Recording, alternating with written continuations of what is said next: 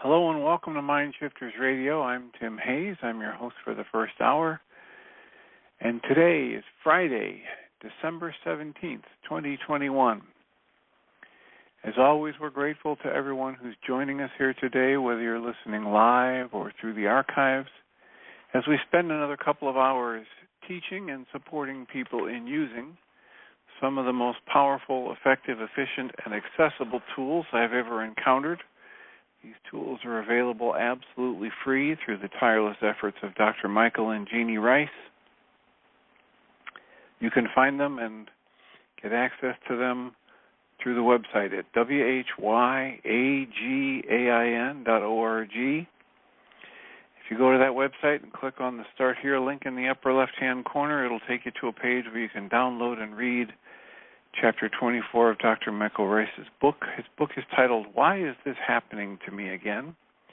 And that chapter of the book contains a narrative description of the primary tool in this work.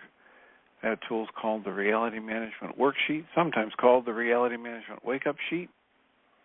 It's a tool I've been using to great effect for over 17 years to improve the quality of my life and most of my relationships, and to turn any negative emotional experience into part of the infallible guidance system that each one of us has been given. You can also download the actual worksheet process itself. It's a simple PDF file. Click on it, download it, copy it, and use it as often as you'd like. You can also download a whole host of audio files or shows just like this one, where people have called in and been stepped through that worksheet process, or given powerful testimonials about how the use of that process has improved their life. We hope people do that soon and often, because it's one of the things that leads people to have comments and questions or testimonials of their own. And if you have that and you'd like to join and share that with us, give us a call at 563-999-3581 and press 1.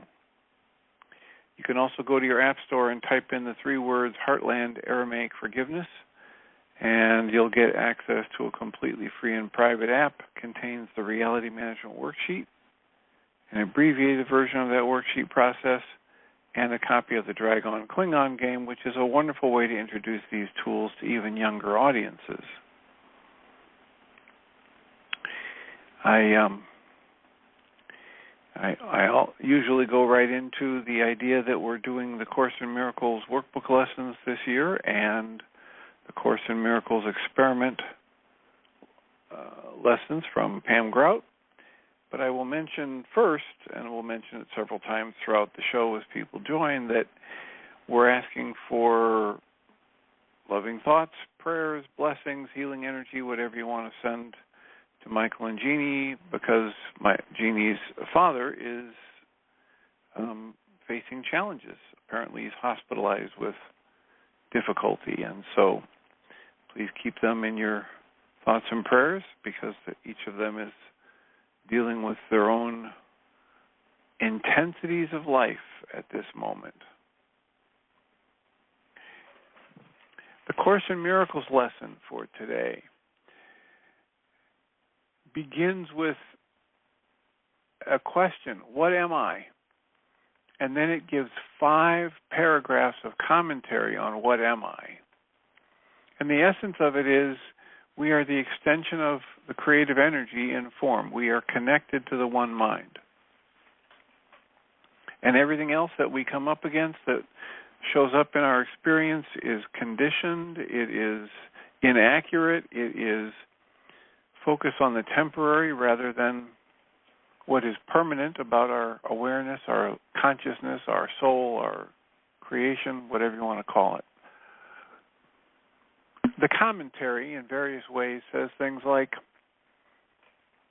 I am creation's creation. I am complete and healed and whole, shining in the reflection of creation itself. In us is creation sanctified, and is it guaranteed eternal life. In us is the energy of love perfected. And once that's happening, fear is impossible, and joy is established. We are, as human beings, as entities of consciousness, the home of creation itself. We are that heaven that creation has created for it to reside in. We are the holy sinlessness nature of creation itself. In our purity abides the purity of creation itself. It goes on to say that the need for us to use words is almost over. And in the final days of this 1 year that we have given over to focusing on the truth of creation itself, you and I have found a single purpose that we share. And so we join with each other to understand the truth of what we are is not for words to speak or describe. And yet we can realize our function here, and words can speak of this realization and teach it to others if we exemplify the words in us. Words, not what this is about. An experience of life, that's what this is about. Creating an experience of your true nature as the extension of love in form, being able to share that with others, that's what this is about. Today's lesson, 351, says, "My sinless brother and sister are my guide to peace. My sinful brother or sister is my guide to pain. And whichever one I choose to see, I will behold." Who are my fellow travelers on this journey other than the offspring of creation itself? And if I see them as sinful, I proclaim myself a sinner, not an offspring of creation. I proclaim myself to be alone and friendless in a fearful world. Yet this perception is a choice I make, and I can relinquish it. I can also see my fellow travelers, my brothers and sisters, as the perfect, holy offspring of creation. And with this choice, I then see myself as a perfect, sinless offspring of creation.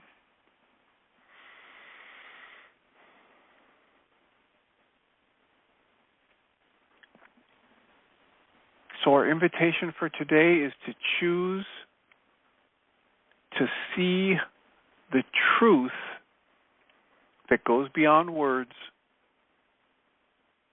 and to allow creation, the energy of that higher mind of all integrated thought and miracle-mindedness to permeate our thought and to give ourselves over to that perception today. Pam Grout's Course in Miracles Experiment 3, Lesson 351 says, "Perceive all things as kindly and good." She quotes A.J. Jacobs as saying, "My gratitude quest has taken me across time zones and up and down the social ladder. It's made me rethink everything from globalism to beavers, from hugs to fonts, from light bulbs to ancient Rome." And then Pam writes, "Lesson 351 reminds me that I will behold whatever I choose to behold. And it points out that if my choice of beholdment, is that even a word? My choice differs from the Creator's choice. It might not make me dance with joy anytime my choice of what to behold will differ from the creation choice. If I choose to behold, something like my brother's greed or my sister's fear, that I am at odds with my true being and my highest being. So that's where it begins. That's when my mind starts riffing that there's a problem. I have found that I can cut it off at the pass by fiercely practicing gratitude. Not only do I get all the psychological benefits, it lifts depression, it helps me sleep, it incites generosity, but also when I count my blessings, my radio dial stays tuned to the same channel as the mind of Christ, as the mind of the Creator, in unity with all other minds. So, that's our Course in Miracles lesson, workbook lesson, and our Course in Miracles experiment commentary from Pam Grout. And the call goes out once again for, thoughts and prayers and healing energies to be sent to Michael and Jeannie's father. And we have about 48 minutes left to entertain your comments or questions, to explore a topic of your choosing, to entertain your commentaries, testimonials, and or to actively support you in doing a worksheet process. Our call-in number is 563-999-3581. If you call that number and press 1, we can have a conversation. What is on your mind? What would be of service for you to spend our time today? I was trying to talk yesterday about the insights I'm gaining from reading a book on the dawn of everything. The idea is a new history of humanity.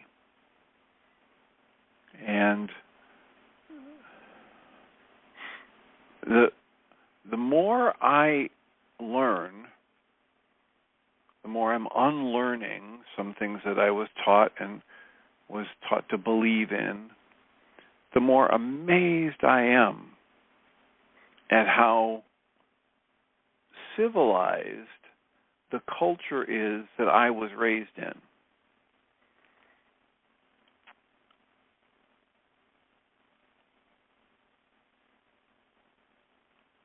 We have been taught that indigenous people are less civilized. We've actually been taught that various groups of people are not even human. And, wow, nothing could be further from the truth. As a matter of fact, when people go back and study the actual history, what they find is that the European travelers who went out and encountered indigenous people were primitive in various ways in terms of their politics and their religion and their governance and their leadership, and that the indigenous people had much more sophisticated, well thought out, intelligent, loving, responsible systems running their day-to-day living and the perpetuation of their culture than the Western settlers did.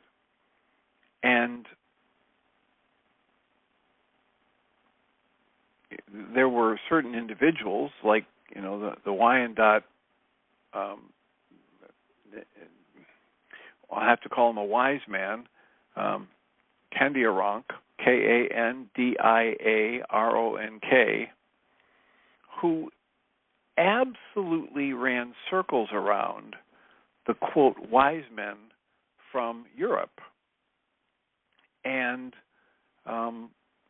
could see the problems with appointing one person as a king or a leader and blind adherence to whatever that king or leader would want to say. And so whether it was military rank or kingship or dukeship, the Wyandotte understood true liberty and freedom in a way the Western European cultures couldn't.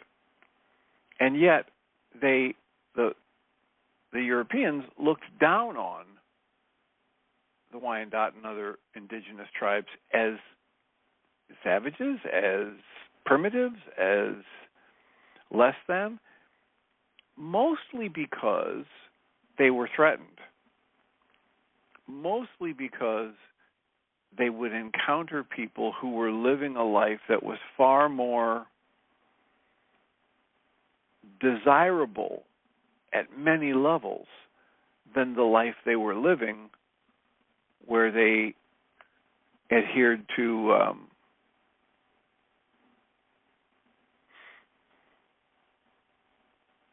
what would the word be? They adhered to thought systems that made them subservient to political leaders and to military leaders, etc. And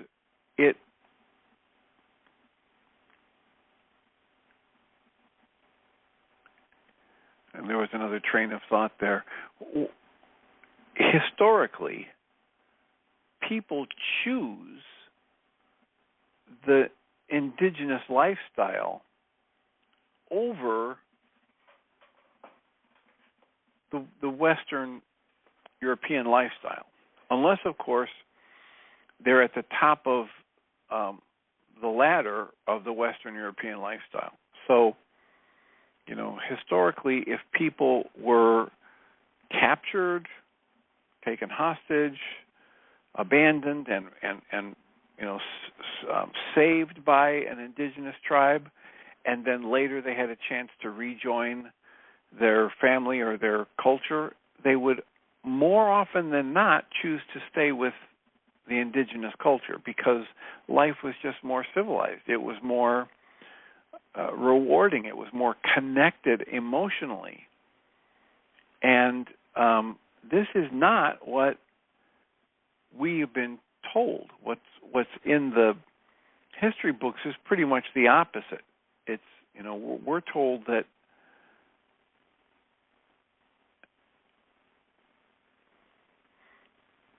if we would rescue a Native American or anyone from an indigenous tribe and bring them all the benefits of civilized life and sophisticated living, that we would, be giving them a gift. And yet, more often than not, if not exclusively, if given the chance to go back to their original culture, the people from the Western European cultures would choose to stay with their indigenous families or fight to get back to the indigenous culture that they had learned. And the people from the indigenous cultures, if they had been taken at a young age or, given shelter or comfort or, rescued, in quotes, rescued from the primitive lifestyle of their indigenous culture, every chance they got, they would return to their indigenous culture. They could see, they could feel, they experienced the disconnection, the brutality, the insensitivity, the violence, the adherence to some outside authority. And, when the French encountered the Wyandot, they were just absolutely amazed that they didn't have any structure of authority within their tribe except the individual. So even when they had a chief, there was no pressure for anybody to do what a chief told them to do. It was just a title. And every person was free to do what they thought was best to do. And they didn't have a system of capital punishment or corporal punishment. If somebody acted out inappropriately, they didn't punish that person. Let's say somebody went and stole property from somebody else, which was rare because they shared whatever they had. People didn't hoard material things the way the Western Europeans did. But if somebody did something that was hurtful to somebody else and it was appropriate for compensation to be paid, the entire family line would be responsible for making amends. And so, and it did happen occasionally that somebody would get a wild hair or be offensive or take something that didn't belong to them or hurt somebody, and they weren't punished, they weren't thrown in a jail, they weren't beaten, they weren't, for the most part, they weren't thrown out of the culture, but their bloodline, their family, was responsible for helping to make restitution, for make-up. And so this collaborative model worked far, far better than the model that the French and the Western Europeans brought. And the, quote, savages, the natives, the indigenous people, were even better at talking about the philosophy, the politics, the social structure, the theology than the average Western European person. It's mind-boggling how what we were told about those people and cultures is literally the opposite of what was happening. If you want to just, blow the lid off what you've thought about life and the history of civilization, I recommend the book The Dawn of Everything, A New History of Humanity by David Graeber, Graeber, and David Wengrow, Wengrow. And of course, it isn't that that's so relevant to the work we're doing here, the specifics that you might get from that book. However, what is highly relevant to it is the idea of learning to question what any authority figure would tell you and find it for yourself. Krishnamurti would say this in almost every one of his talks. We're having a conversation. Please don't believe anything I'm telling you. Question this. See this for yourself. Guy Finley, clearly somebody who was strongly influenced by a variety of people, including Krishnamurti, would say that a lot in his early talks. This is not, I don't want you to believe me. I want you to take a look at this for yourself. I want you to be questioning everything. And in that questioning process, in that observing, you get the experience. And once you have the experience, it can't be taken away from you. The knowing that comes from experience that is so much more valuable than any theoretical teaching, than any belief system, than any system of thought. It puts you in the place where you have this direct observation about your life and the truth of life, and it's from that place that you move forward in life, that you stay connected to life and the people around you.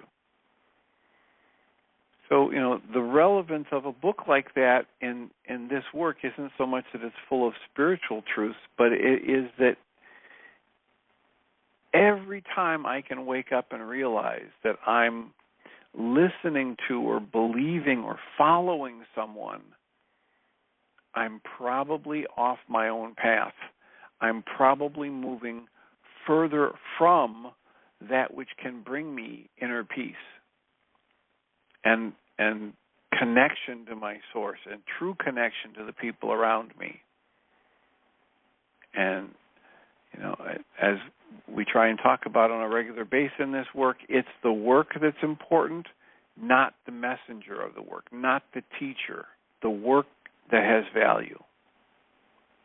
And that's why if you are willing to engage in the work, you can make progress no one can take from you.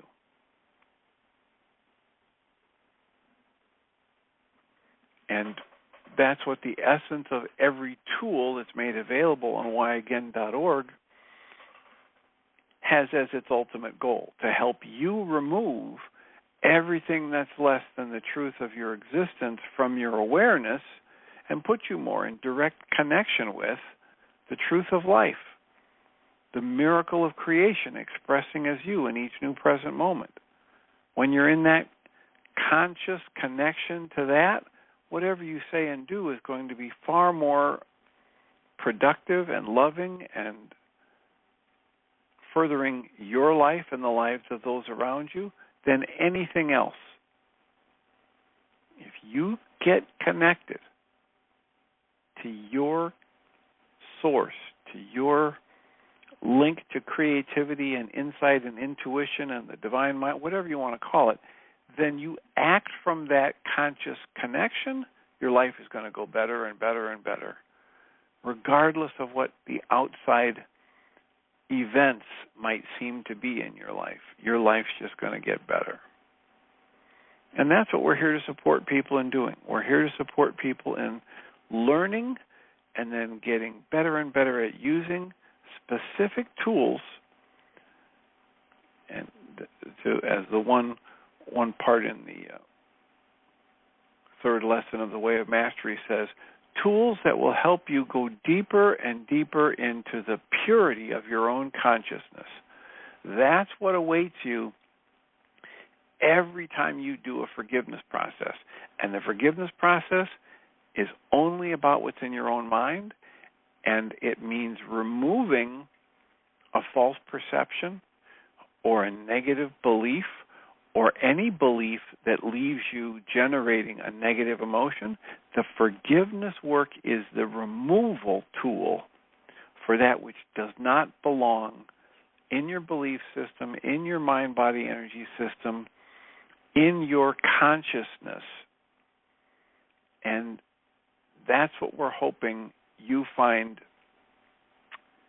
we'll call it inspiration, to do with this work. To be exposed to the tools is one thing. It's fun, it's interesting, it's intellectually stimulating at times, and it's nothing compared to what happens if you're willing to pick up the tool and actually apply it in your life. Somebody posted a picture of David Hayes not too long ago, and he's one of the people who was involved with Michael Rice and Heartland for 6 or 7 years.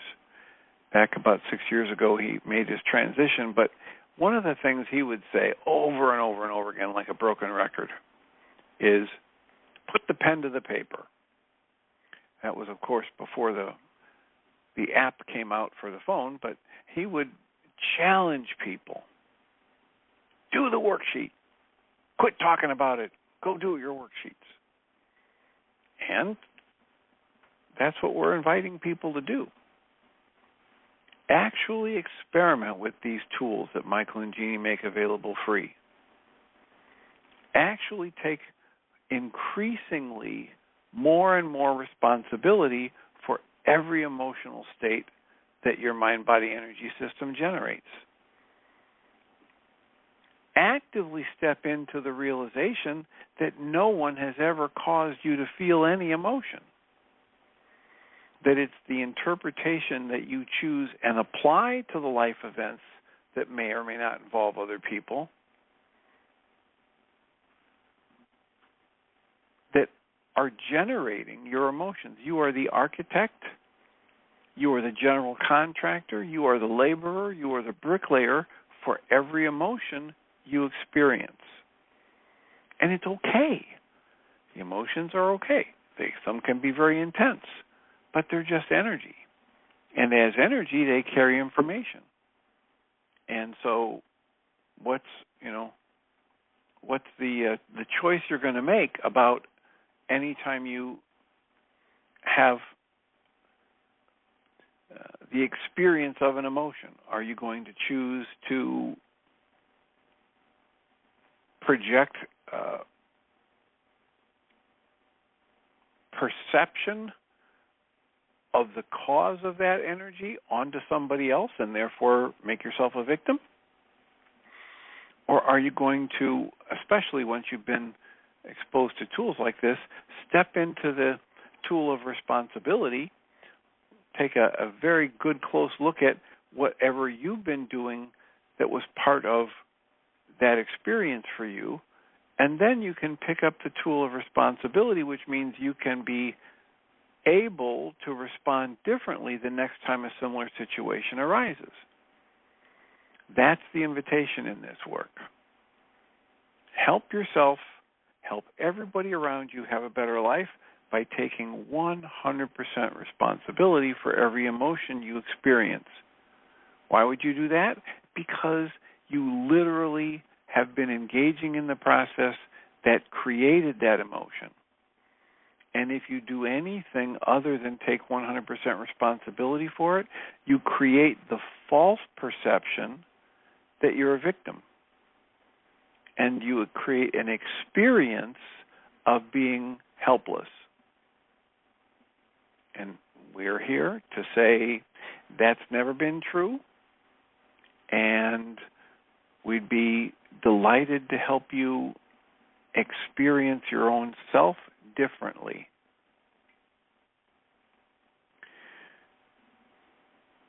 That can't happen through conversation. That has to be an experience that you usher yourself into through the use of the tools. So 563-999-3581. If you call that number and press 1, we can have a conversation.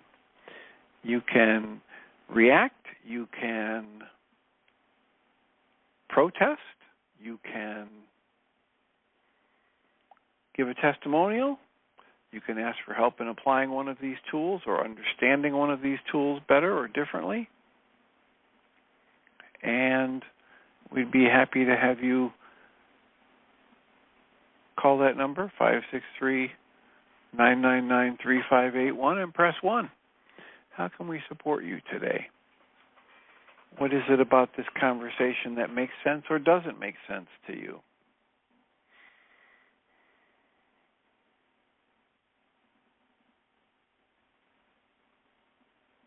It has been a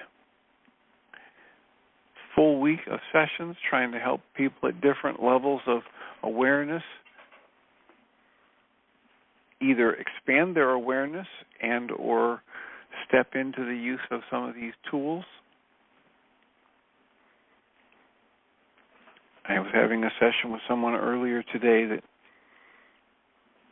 just happens to be a person who had parents who were very, very wounded. And so as she was being raised by these parents, their inability to understand, either how to deal with and manage their own emotions and or their ability to know about good parenting, a lack of ability to know about good parenting because they didn't have loving, responsible, respectful parents themselves, resulted in her growing up believing there's something wrong with her. There's not even a question in her mind. She knows something's wrong with her. She was never liked as a person. And the fact of the matter is, there was never anything wrong with her. She was intelligent, emotionally sensitive,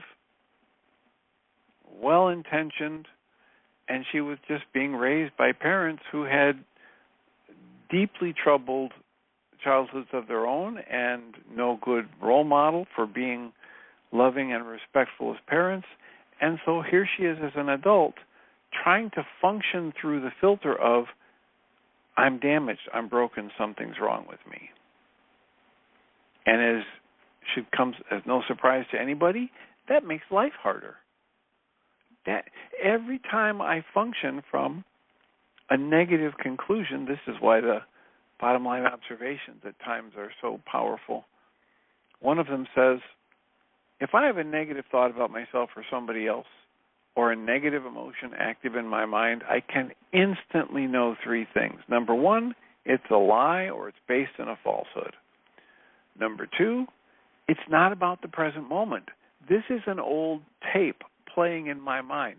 This is something I've heard some parent or bully or grandparent or caregiver say to me or about others, and now it's just getting repeated at a mechanical level of mind, as Guy Finley would talk about it. And the third thing I can know instantly is if I take an action motivated by that negative thought or emotion, the only thing it can do is make my life less productive, less loving, more miserable.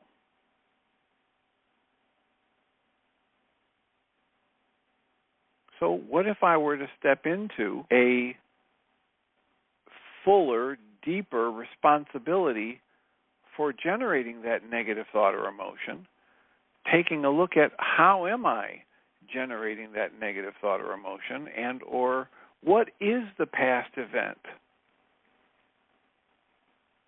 What was the past event in my life during which I downloaded this negative belief?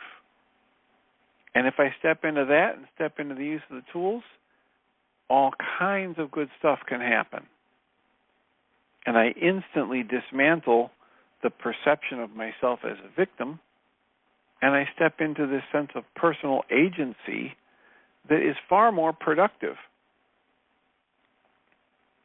So we're here to promote that. We're here to support you and anybody you know in learning how to do that consistently and persistently, to create a vigilance within your own mind for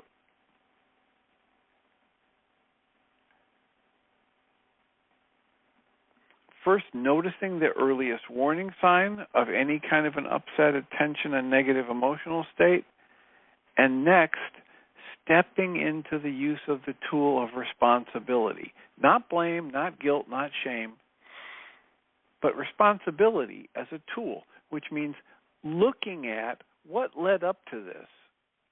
What was my part in interacting with life or other people or my thoughts from the past?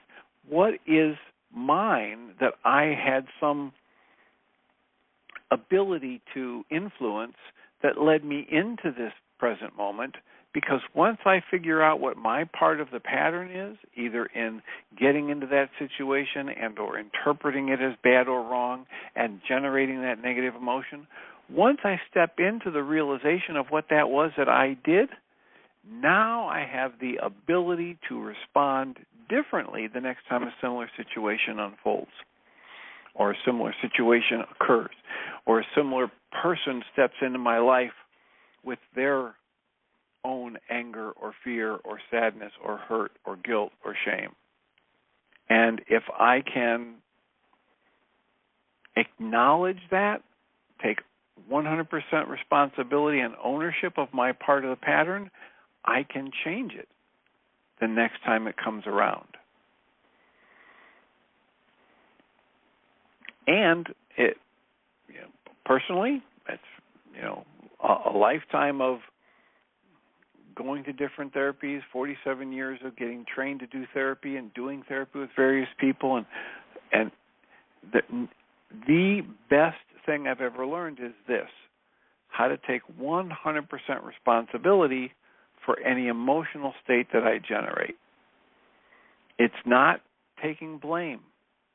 It's not blaming myself or somebody else. It's recognizing what is it that's under my control, and when I use it in the way I've used it in the past, being able to discern, do I like the results I got? And if not, I'm then free.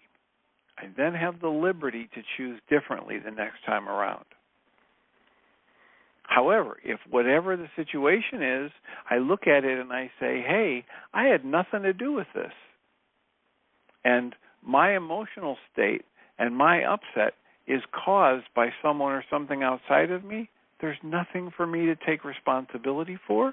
There's nothing for me to change in the future. I'm stuck. I have effectively created the experience of being a victim, when in actuality that never happened. I can create the experience of it. That's one of the powerful things we learn over and over again in this work. My experience is self-created. There's the acronym for SIN that is most interesting. It's self-induced nonsense. I'm the one who creates an experience that leads to my negative emotional states, whether it's sadness, fear, anger, hurt, resentment. Even if people come up to me and say angry, hurt, insulting, vengeful, nasty things, those words coming out of somebody else's mouth do not create the emotion that I experience. If I experience a negative emotion, soon after I hear somebody say something nasty or insulting, that experience of emotion was created inside me. And it was created inside me from the interpretation that I created, decided on automatically, or chose and placed on that event. It's been a while since I've told it. I might as well tell this story again because it just flashed into my mind. I was teaching this work, Dr. Michael Rice's and several others work very similar to this for a lot of years. And occasionally I would talk about how, all this emotion is an inside job. And routinely I'd run across somebody who'd say, wait a minute, you mean to tell me if I punched you in the face right now it wouldn't hurt? And I'd say, no, that's not what I'm saying. What I'm saying is if you punch me, it might hurt, might not, depends on how large you are, et cetera. And what I'm saying is if you were to punch me in the face and I generated a negative emotion, I would be generating that emotion, not the action of you punching me in the face. Oh, that's ridiculous. And it had been probably 20-some years that I'd been doing that with somebody, and all of a sudden it happened 2 or 3 times within 1 week. And as the person, clenched their fist and leaned forward in their chair and said, you mean to tell me if I punched you it wouldn't hurt? I started chuckling, and they said, why are you laughing? And I said, well, because I just remembered. I had a life experience when I was 19, almost 20 years old, where I was working as a volunteer in probation, and there was a 6-foot-tall, 180-pound, turned 18-year-old. But, he had nowhere near the education and sophistication that I did as an almost 20-year-old who was a college student. And I took him to a basketball game at my college as a part of my experience as a volunteer in probation to help these underprivileged people, kids, have a more culturally expansive experience.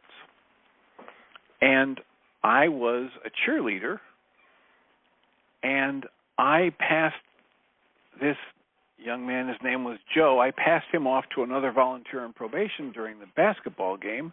And after the basketball game and the cleanup, I went to this guy Brian's dorm, and I found Joe. My responsibility, mine and Brian's, I found him there drunk and high and threatening somebody with a knife.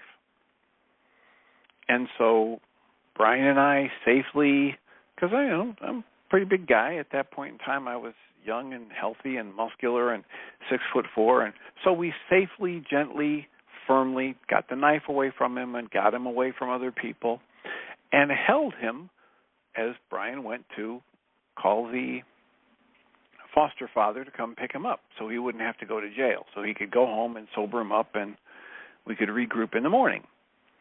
And as I was waiting for the foster father to show up, Joe, in his drunk and high state, decided to run away. And I knew if he ran away, he'd have to go to jail. He wouldn't be able to stay at the foster home.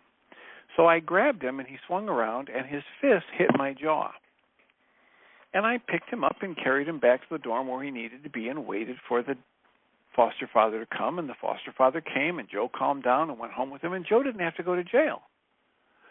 What nobody knew at that time was that one punch from Joe had literally cracked my jaw in half.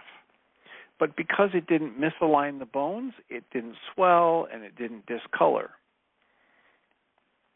The entire time that happened, the only thoughts running through my mind were, oh my gosh, I never should have, been a cheerleader today. I should have stayed with Joe. I could have prevented this from happening. I hope he doesn't have to go to jail. It's all my fault. I screwed this up. I kept thinking thoughts about how it was my fault this was happening and poor Joe. So through the entire thing, including him punching me so hard in the face that it broke my jaw and I had to have my jaw wired shut for 7.5 weeks and have only whatever nutrition could come through a straw, the only emotions I had were fear and anxiety and worry about his good outcome and my feeling guilty. Now, that's why I laughed when somebody sat in my office a couple of years ago and said, you mean to tell me if I punched you in the face right now it wouldn't hurt? Yeah, it would hurt. And it was really, quite a disruption in my college career, my sophomore year, to have not be able to eat food for 8 weeks and to, have my jaw wired shut. And yet, the only emotion I generated through that process was worry, anxiety, and guilt. I didn't generate rage in response to somebody punching me in the face. Not a slap in the face, but one punch with an adrenaline-fueled fist that was so intense and just the right place that it literally cracked my jaw in half and shattered the molder that was at the end of the jaw. Required oral surgery and all that good stuff.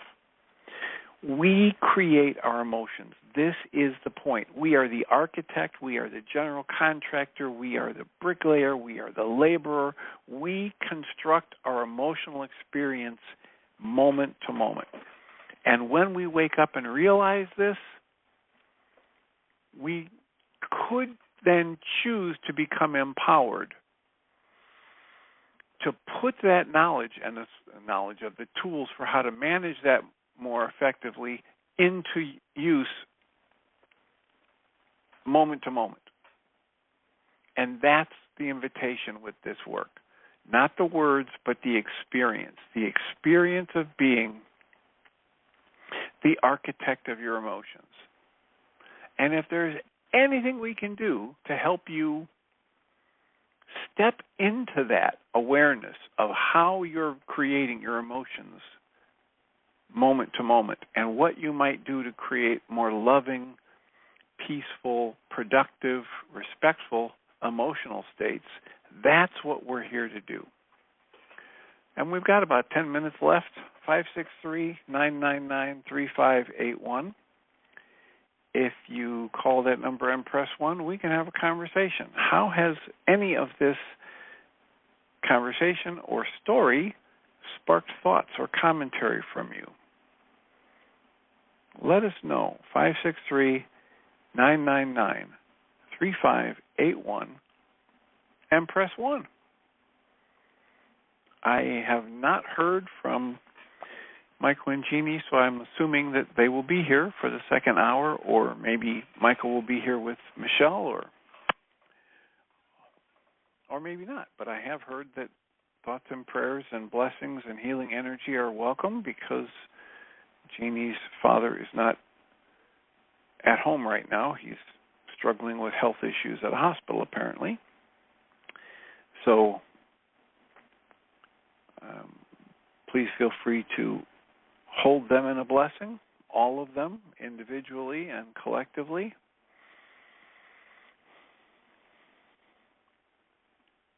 And I just think instantly of Pierre Pradervan's Gentle Art of Blessing. And this is not about creating something for somebody else. This is about creating an experience for yourself that is loving, that is heart-centered, and hold an image of whoever you might want to bless in their highest and best, which goes right along with the ancient Aramaic definition for humility, which is that ability to look for and see the highest and best in another and then choose to cooperate only with that.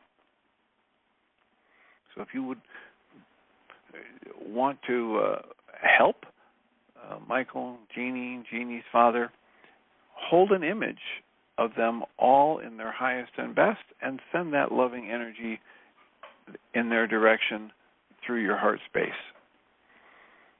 And if you want to know more about how to do that, you can listen to the interview we did with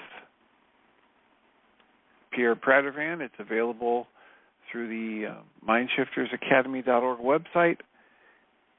If you click on the Best of audio files, it's the last one in that list of 6 audio files, and you can get from the author, from the creator of that process or the channeler of that process. He says he just sat down one time and started writing, and this stuff poured out of him, which eventually led to the book, The Gentle Art of Blessing.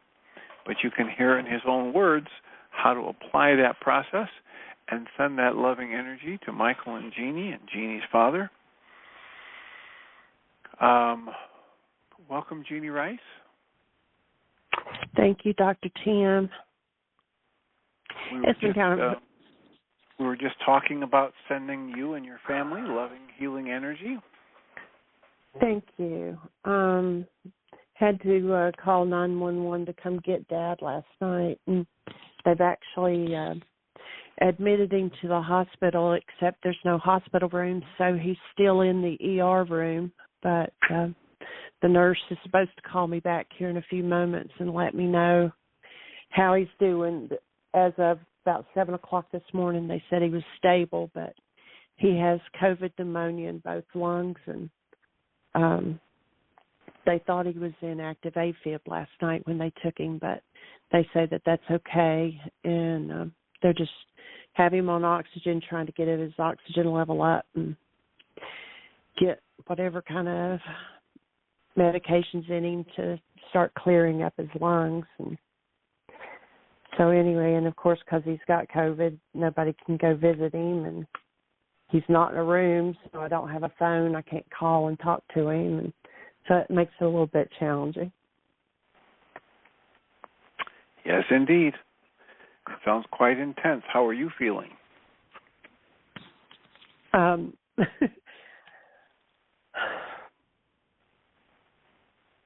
Just keep breathing. Just breathe. Physically, just kind of foggy-headed. It's real easy to be dizzy. But otherwise, my rib cage still hurts. But otherwise, I'm feeling tremendously much better. And glad to hear that. We still don't have taste and smell, and that's kind of weird.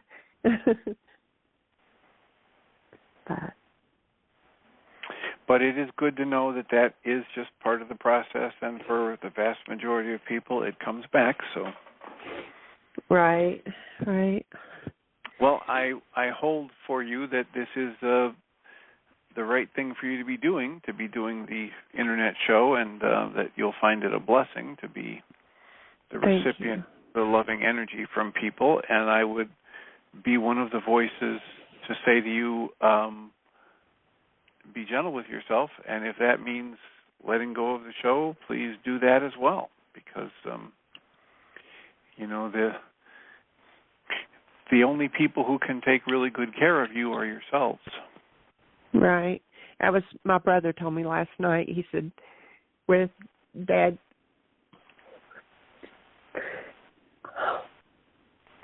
and they're super emotional too. But he said with Dad going in the hospital, at least he's with some professional help, and it's probably given Michael and I time to rest that we needed, because we were really trying to focus on Dad for the last couple of days.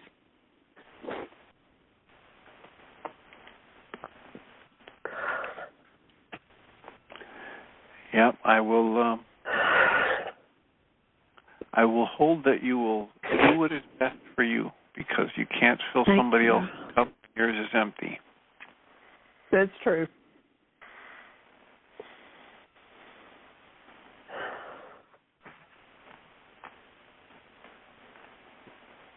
And I'm thankful for the nurse that came by the house last night and helped guide us on what to do with Dad. So we've had some good people. And thank you all for sending love. Most welcome and deserving.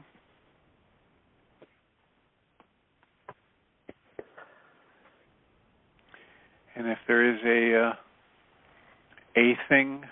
specific thing that might be done that would lighten your load, please let me know. Okay. Thank you. I appreciate it. I will welcome you and invite you to have a wonderful show for as long as it lasts, and remind everybody that we come from love. We're made of this stuff we call love. We actually are love, and everything else is false. Have a great show. Thank you. Thank you, Dr. Kim.